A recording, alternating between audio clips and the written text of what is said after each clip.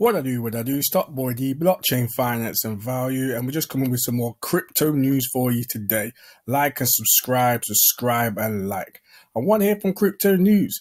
Helium's IOT token blasts higher by 370% after Solana migration.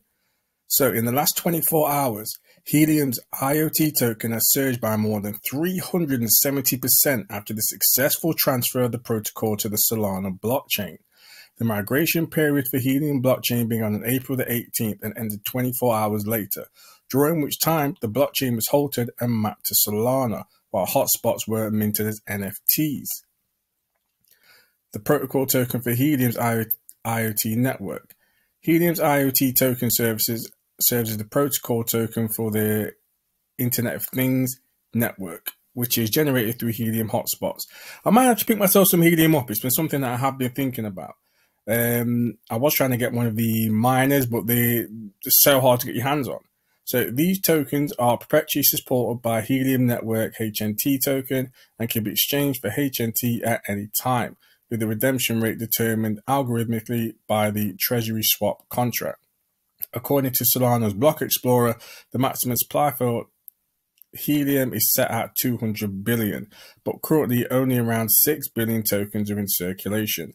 At the time of writing, IOT token is being traded at $0.0025 with a market capitalization of 495 million. This market capitalization is subject to change as the number of tokens in circulation increases or decreases. So yeah, some good news for Helium, and well done to them. Now we have a very interesting one here. So breaking, crypto exchange Kraken files a lawsuit against the IRS. So let's get into this.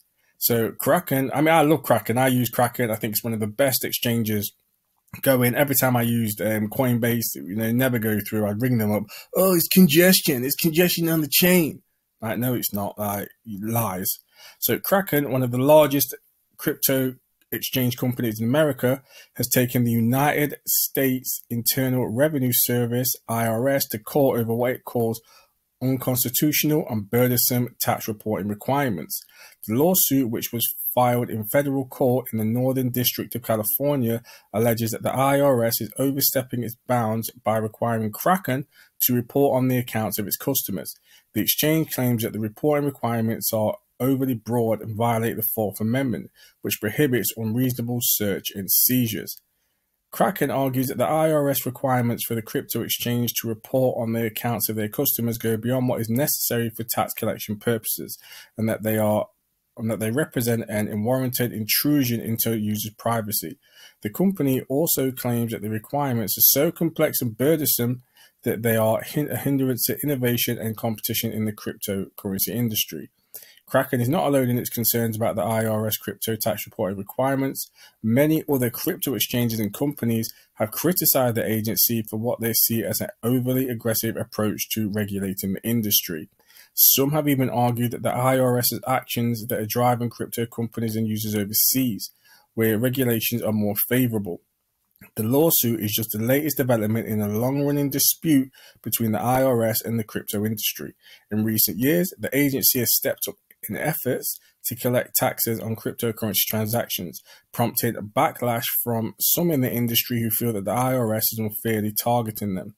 Kraken's lawsuit could have significant implications for the future of crypto regulations in the United States if the court rules in Kraken's favor.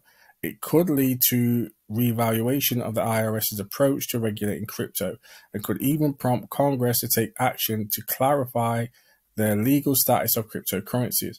At present, it is unclear how the court will rule in the case or how long it will take for a decision to be reached. However, the outcome of the lawsuit could have major ramifications for the future of crypto in the United States, and it will be closely watched by industry stakeholders and observers alike.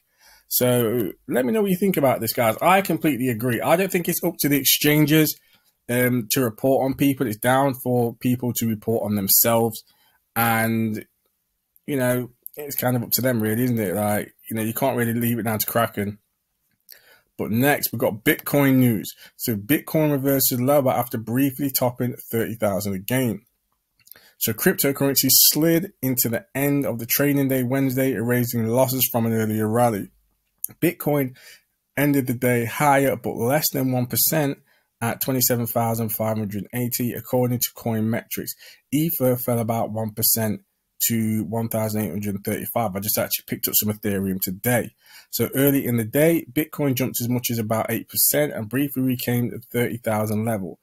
That helped lift Ether, which advanced more than 6% at one point to about $1,950.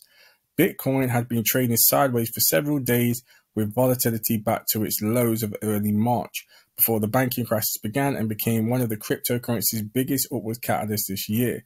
Beginning late Tuesday, troubles at First Republic helped drive the cryptocurrency's price action again, according to Mark Hogan, Chief Investment Officer at Bitwise Asset Management. Crypto rallies during banking crises, and it looks like the banking crisis may not be over, Hogan said. Now, I don't think it's over for a long while yet. I think we've got a few more banks to go down. Let me know what you think about that in the description. Down below. So First Republic shares fell almost 30% Wednesday, bringing its two-day loss to about 80% after reporting a massive drop in its deposits in the first quarter as customers piled their money out following the collapse of Silicon Valley Bank. CNBC's David Faber reported the next few days are crucial for the company as other banks and federal officials seek to pull together a rescue plan.